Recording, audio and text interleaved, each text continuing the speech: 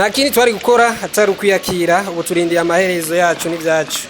Abo n'abenegihugu batuye muri quartier ya Kibenga ni muri zone ya Kinindo komine Muha y'igisagara ca Bujumbura, aho bavuga ko imyuzurire yibonekezana cane cane mu gihe c'imvura ituma ubuzima bwa misi yose buhagarara. Urengutse mu mabarabara y'iyo quartier harangwa urudengeri rw'amazi ahava mbere akinjira mu mazu y'abantu nk'uko vyiganwa n'umwe mu baba mu Kibenga. Nyene imvura iguye ni ingorane nyene amazi aguma nyene yaduteye kuko urabona nta kanivuzi hari amazi atemvye nk'uko nawe urabona ko aca yinjira hehe ni protayi aja no mu mazu. Ibindi navyo nyene biza nyene biterwa nayo mazi, izindi ngorane zose ziterwa nayo mazi kuko usanga hari amazi abava ruguru afise imyanda igize gute agaca urabona ko turino epfo afise imyanda agaca ashikira hehe ashikira muri za mpangu.